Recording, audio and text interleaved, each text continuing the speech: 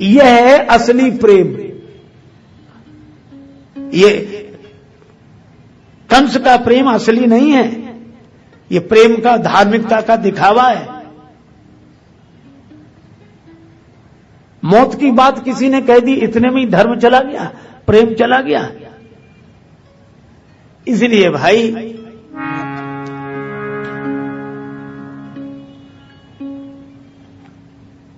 लोग कहते हैं कि प्रेम में हम मर मिटने को तैयार हैं। प्रेम में लोग कहते हैं हम मर मिटने को तैयार हैं, और ये कैसा प्रेमी है कि जिससे प्रेम करता है उसी को मिटाने मारने को तैयार है। इसका अर्थ है यह प्रेम नहीं है। ये प्रेमी तो कहता है कि हम चाहे न रहें तुम रहो, और ये कहता है कि तुम आज ही मरो ताकि हम बने रहें। ये प्रेम है, ये धार्मिकता है। वसुदेव जी ने देखा संकट का समय, तो वसुदेव जी ने कंस की प्रशंसा की। ये नीति है, कई बार काम बिगड़ रहा हो तो ऐसे लोगों की तारीफ करना मजबूरी हो जाती है। वो महान है नहीं, लेकिन चलो महान कार्य हो जाए प्रशंसा से, तो प्रशंसा करने में क्या। अरे आप तो पुरुष हैं और आपको यह शोभा नहीं देता, और आपको देवकी से डर नहीं है, देवकी के 8वें लाल से डर है, तो इनकी जैसे जैसे जो 8वें लाल का जन्म होगा मैं लाकर आपको दे दूंगा, आप उसे मार देना। कंस को लगा कि बात ठीक है, अभी बदनामी भी होगी और ये ठीक नहीं। बोला अच्छा जाओ घर में रहो, पर रखवाली रहेगी, सब देखते रहेंगे। अच्छा, अब ये कथा बड़ी अजीब है, बहुत विचित्र कथा है। आराम से वसुदेव देवकी जी अपने घर में रहने लगे, कंस के पहरेदार रहते थे। पर हमारे महात्मा देवर्षि श्री नारद जी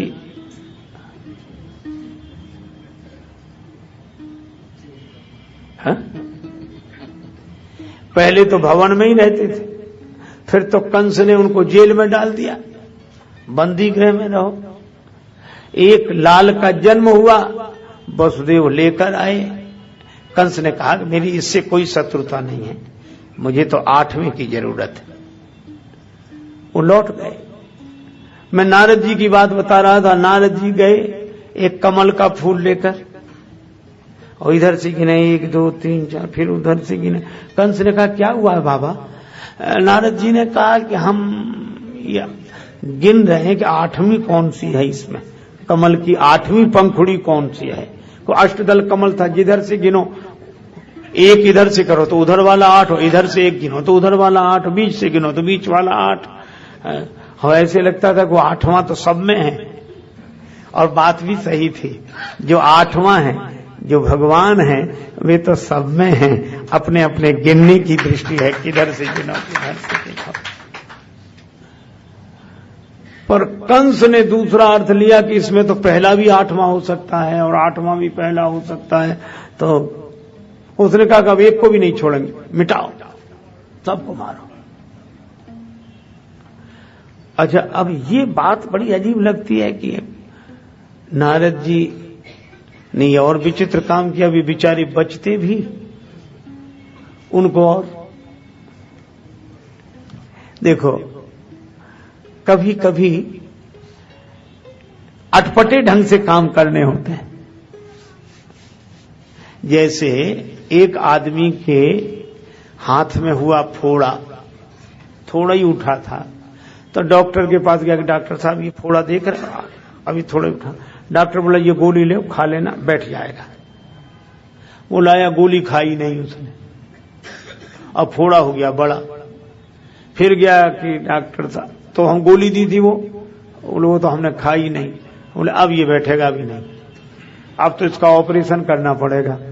तो फिर ऑपरेशन कर दो, का ऑपरेशन लायक हुआ नहीं, अभी हमें गोली और दे रहे हैं ताकि और बढ़ जाए, बैठने लायक है नहीं और ऑपरेशन लायक हुआ नहीं है ना। तो अब वो जो डॉक्टर फोड़े को मिटाना चाहता है वही फोड़े को बढ़ा रहा है, ऑपरेशन लायक बना रहा है। बस यही बात है। नारद जी ने कहा कि कंस, तुम्हारे मन में जो अभिमान का फोड़ा हुआ है, पाप का फोड़ा हुआ है तुम्हारे जीवन में, वो उपदेश की गोली से बंद होने वाला तो है नहीं।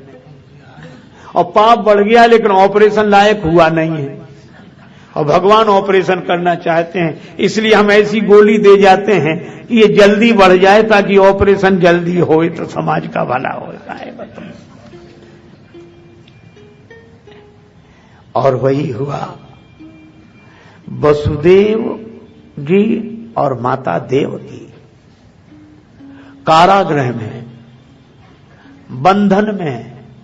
आजकल लोग क्या कहते हैं कि महाराज हम इतने झंझट में हैं, इतने बंधनों में बंधे हैं कि हमें टाइम नहीं मिलता, हम भजन कैसे करें, भगवान का स्मरण कैसे करें। देखो, जिन्हें भजन करना होता है वे कर लेते हैं, और जिन्हें नहीं करना होता है उन्हें कितना ही मौका मिले तो नहीं करते। ये कथा यह बताती है कि हम तो घर में रहकर भजन नहीं कर पाते हैं, घर के बंधन में रहकर भजन नहीं कर पाते हैं, और वसुदेव जी और माता देवकी तो जेल में रहकर भजन कर लेते हैं। अच्छा, जेल से घर तो कुछ ठीक ही होगा, पर यह कथा यह कहती है कि हम बंधन में रहें, जगत के बंधन में रहें, पर परमात्मा के बंधन में रहें, बंधन में रहकर वंदन करते रहें। यदि नाथ का नाम दया निधि है तो दया भी करेंगे कभी न कभी। यदि नाथ का नाम दया निधि है तो दया भी करेंगे कभी न कभी। अघहारी हरि दुखिया जन के दुख क्लेश हरेंगे कभी न कभी।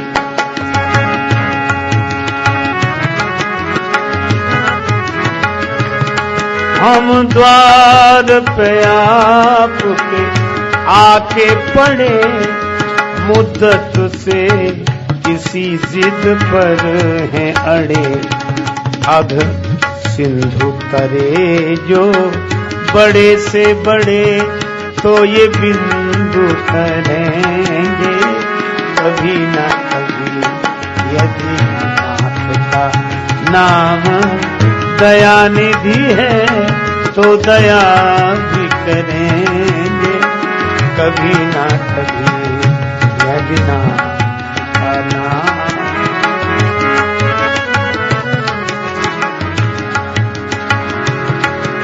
कभी ना कभी, नाथ का नाम दया। भगवान को पुकारें, भरोसा रखें। इखलाक में जो दब जाए वो जेर नहीं होता, ताकत पे जो इतराए वो शेर नहीं होता। और दरबारे इलाही से मायूस न होए बंदे, देर तो होती है मगर अंधेर नहीं होता। भरोसा है, भरोसा। और इसीलिए विश्वास करना बहुत कठिन। श्याम से दिल को लगाना कोई मजाक नहीं, जीते जी जान से जाना कोई मजाक नहीं। कामी क्रोधी लालची इनसे भक्ति न होए, भक्ति करे कोई सूरमा जाति वरन कुल खोए। भगवान को याद, बस। हम देखते हैं आप, कौन कहता है मुझे होश नहीं। आप देख रहे हैं, ठीक है। कितना सुंदर नाम वसुदेव। वासुदेव भगवान का नाम है इसीलिए। जिनमें देवत्व का निवास हो, देव का निवास हो, देव प्रकट हो गए हो। और देव की मति कौन? बुद्धि कैसी? जो परमात्मा की हो गई हो, देव की, अपनी नहीं, देव की, जो भगवान की हो जाए भक्ति। ये भक्ति और ज्ञान जो जिसमें केवल भगवान शेष रह जाए वह ज्ञान, और जो भगवान की हो जाए जिसकी बुद्धि वो भक्ति। ये भक्ति और ज्ञान। अच्छा, इनको बांध कौन किसने रखा? कंस ने। ये देहाभिमान ही कंस है, पर कंस को यह पता नहीं कि कंस वसुदेव जी देवकी जी के देह को बांध सकता है, पर नेह को नहीं बांध सकता। देह बंधन में है, लेकिन इनके मन का नेह तो परमात्मा के बंधन में है। यह इसीलिए भाई, रण में वन में डगर में कहूं रहे यह देह, तुलसी सीता राम सो लगो चाहिए ने। इसलिए जिस देश में जिस भेष में परदेश में रहो, राधा रमण राधा रमण राधा रमण कहो। जिस देश में जिस भेष में परदेश में रहो, राधा रमण राधा रमण राधा रमण कहो।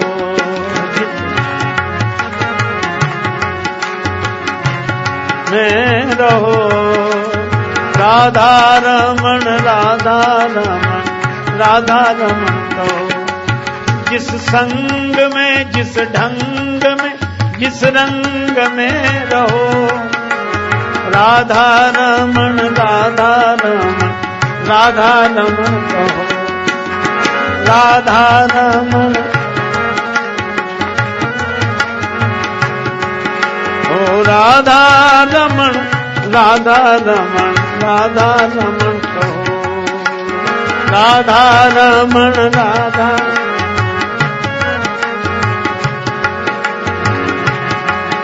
यह पुकार निरंतर,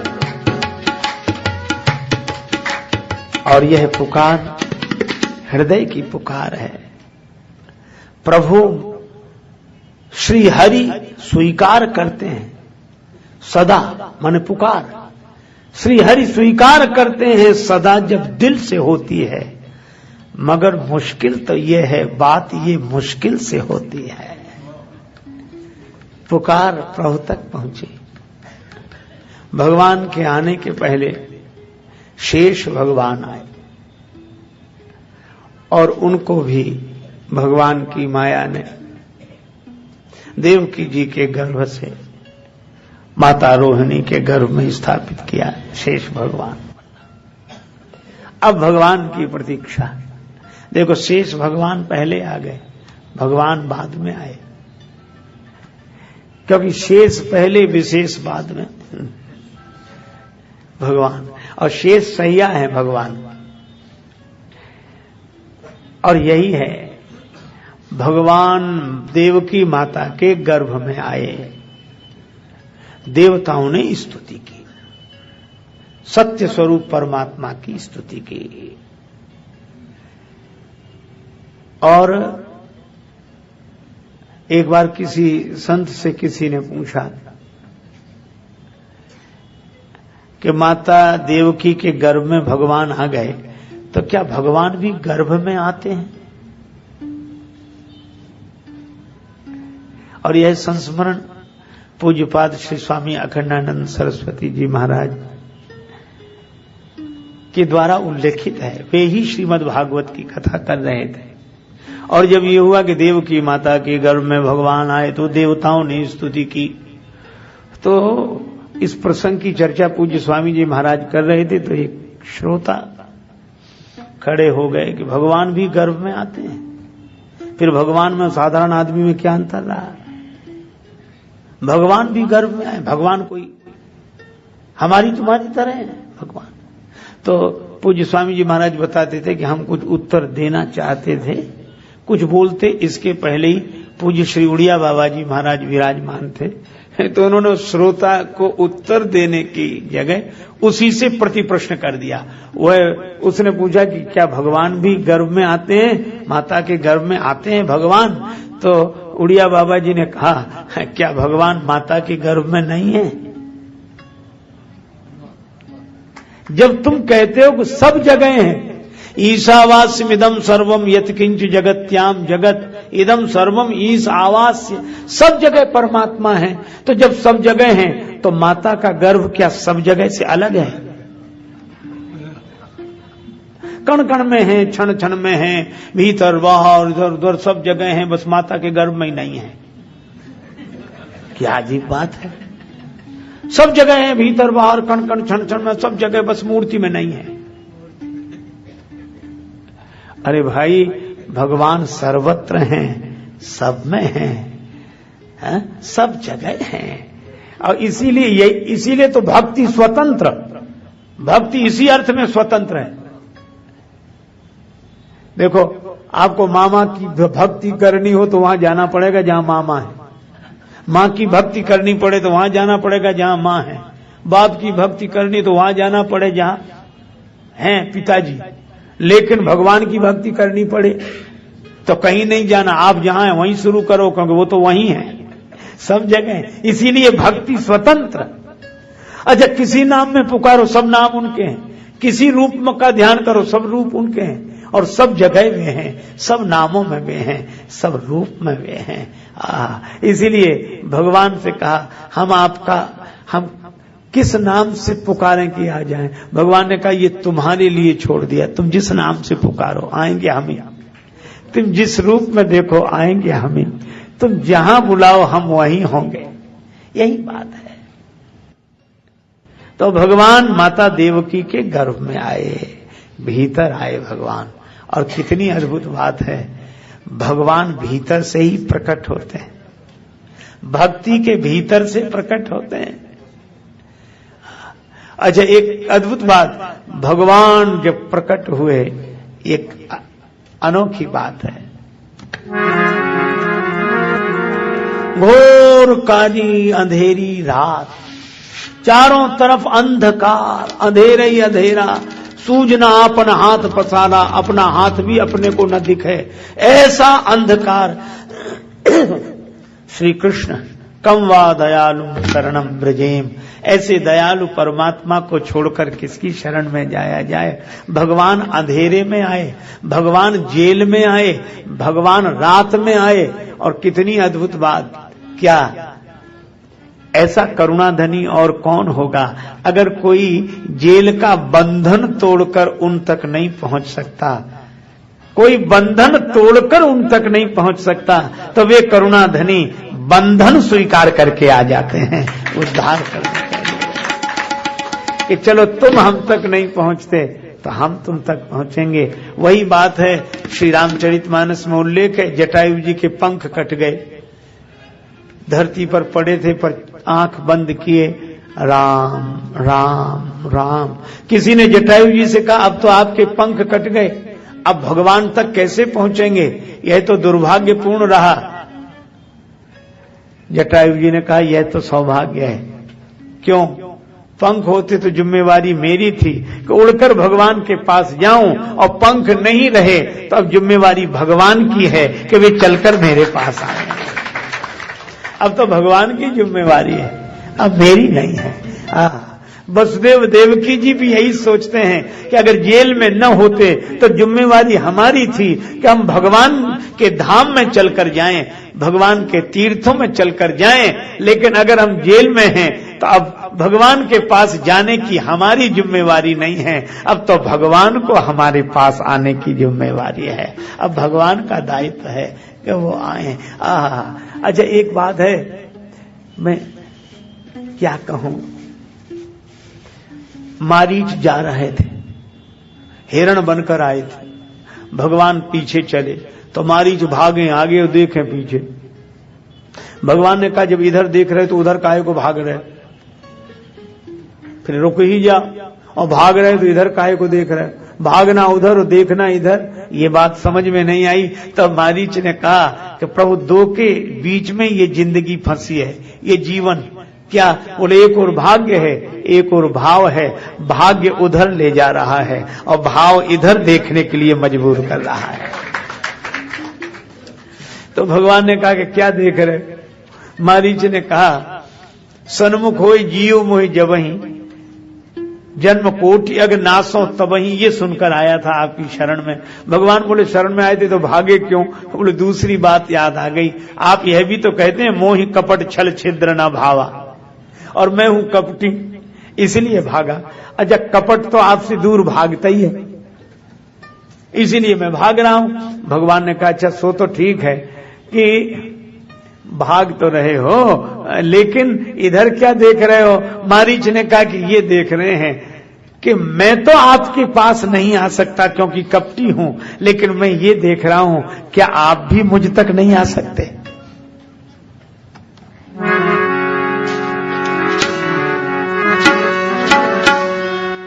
मत राखा नजरिया से दूर मैया,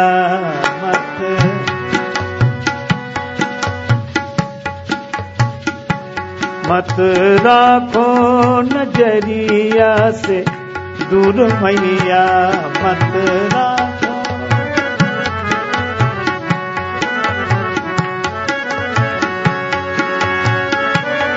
मत राखा नजरिया से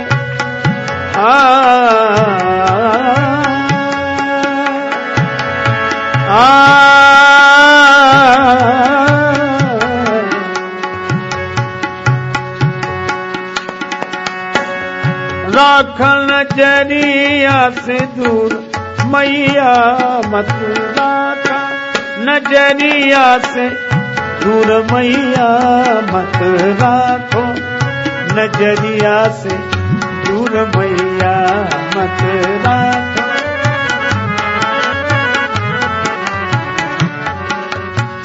एक भक्त जानकी माता से प्रार्थना करते हैं, बड़ी भक्ति भरी प्रार्थना, मत राखो नजरिया से दूर मैया। इसी पद में वे कहते हैं हम तो तोहरा माया के बस में, हम तो तोहरा माया के बस में, माया के बस में, माया के बस में। लेकिन तू काहे मजबूर मैया, तू काहे मजबूर मैया, मत राखो नजरिया से दूर मैया, मत राखो नजरिया से दूर मैया, मत।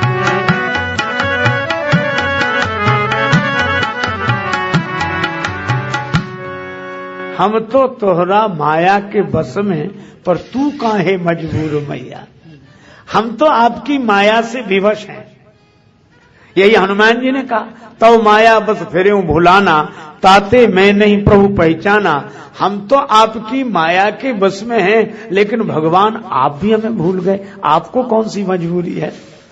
और मारीच ने कहा कि हम पीछे मुड़कर यही देख रहे हैं कि हम तो आप तक नहीं पहुंच सकते, लेकिन क्या आप भी हम तक नहीं पहुंच सकते? यही वसुदेव देवकी जी का भाव कि हम तो मजबूर हैं, हम तो आप तक नहीं पहुंच सकते, लेकिन क्या आप भी हम तक नहीं पहुंच सकते?